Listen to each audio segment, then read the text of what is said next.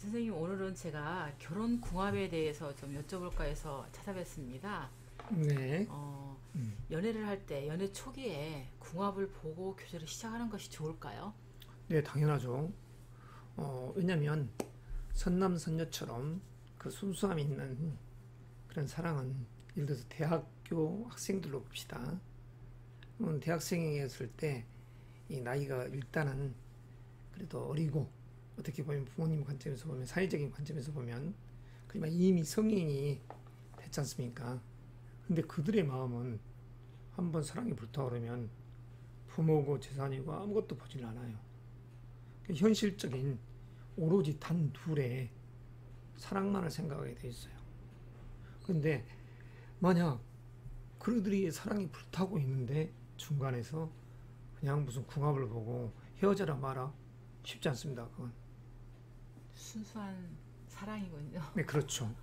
아주 로미오와 주리에 같은 그런 사랑이 됩니다. 네, 그러면 선생님, 결혼 궁합은 두 사람만을 두고 보는 건가요? 1차적인 것은 둘을 놓고 보지만 그 이면에는 어차피 자기의 근본이라는 것이 있기 때문에 그 집안, 다시 말해서 부모, 그리고 그 뒤에 또 집안을 볼 수 있다고 봐야죠.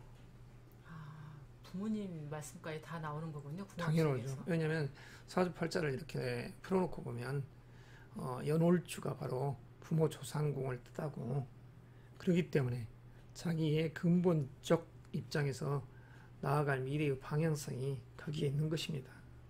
제가 어렸을 때 어른들께서 말씀하시기를 집안을 보고 혼답을 넣는다 이렇게 말씀을 하셨었거든요. 네, 아마 그런 뜻이 있었나 봅니다. 그러면 그렇죠. 아, 왜냐하면 쉬운 이야기로 미인의 수려한 눈썹도 이 피부라는 탄탄한 근본이 있어야지 그 윤기나는 윤택감이 있듯이 집안적 배경은 무시할 수 없는 것입니다. 그러면 선생님 궁합을 보는 데 있어서 집안까지도 꼭 봐야 되나요? 어, 요즘 젊은이들한테 집안 이야기를 한다 하면 좀 부정적인 생각을 갖겠지만 그 집안이라는 것을 본다는 의미가 제가 돈만을 본다는 게 아니라 그 집안의 내력, 즉 단명하신 분들이 있는가 또는 건강상 큰 문제가 돼서 그냥 젊은 나이에 요주를 했다든가 또는 집안 내림이 마치 유방암이나 위암이 있는 집안이라든가 또는 좀 이런 부분은 제가 이렇게 이야기하면 남들이 저한테 손가락질을 할 수도 있습니다. 왜냐하면 대머리 집안은 계속해서 대머리 집안에 유전자를 가지고 가듯이 그렇죠. 정말 중요한 말씀이세요. 왜냐하면 집안을 본다는 게 깊이 생각을 안 해볼 수도 있거든요. 오로지 사랑 하나만 놓고 단순히 요즘 말로 재력을 많이 보게 되는데 지금 유전적인 게 숨겨져 있잖아요. 사실은 그게 그렇죠. 젊었을 때 서로 사랑할 때는 건강할 모습이기 때문에 알 수가 없는 거기 때문에 네, 정말 집안을 봐야 된다는 그 깊은 뜻을 알아듣겠습니다. 네.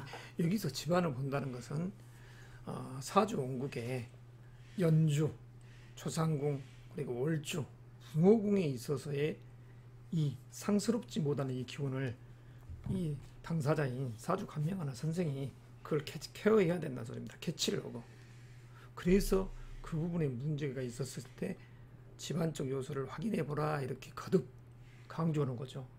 그러니까 다시 한번 여기서 좀 이야기를 해보자면 젊은 사랑, 이 순수한 선남선녀의 사랑이 됐든 간에 30대에 조금 노련한 사랑이 됐든 간에 그들이 좋아서 그냥 예를 들어서 집안이 내림이 그냥 병이 있는 또는 단명한 집안과 인연해서 나는 그 후에 내 후사들도 자식들도 그러한 그냥 그 부분을 알고 자칫 잘못하면 건강상 문제가 있을 것을 알면서 좋아서 결혼한다고 어쩔 수 없죠. 자기가 좋아서 하는 거니까.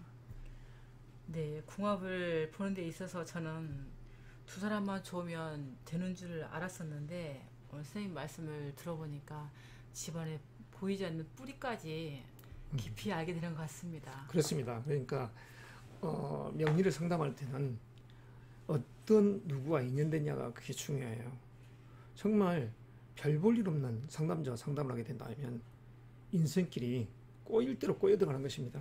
네, 정말 중요한 말씀이십니다. 그러니까 단지 다시 말해서 본질적으로 다이아를 알아보는 사람이 다이아를 보는 것이지, 예, 다이아를 큐빅처럼 이렇게 혼돈해서 볼 수 있는 사람한테 갔을 때는 정말 재앙이 되어버리는 거죠. 또한 큐빅을 다이아라고 오판하는 그런 상담자가 있다가면 얼마나 큰 재앙의 화가 되겠습니까?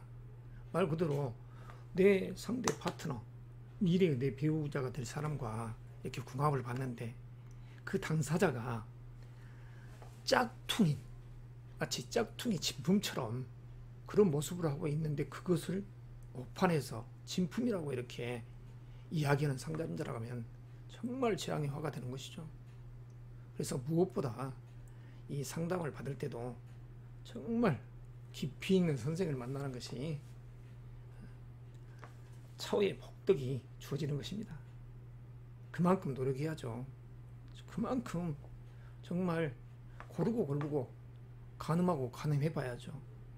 무엇보다도 중요한 것은 궁합을 보는 당사자들은 항상 자기가 주관적이고 주체가 돼서 그 일에 이익을 취득해야 됩니다.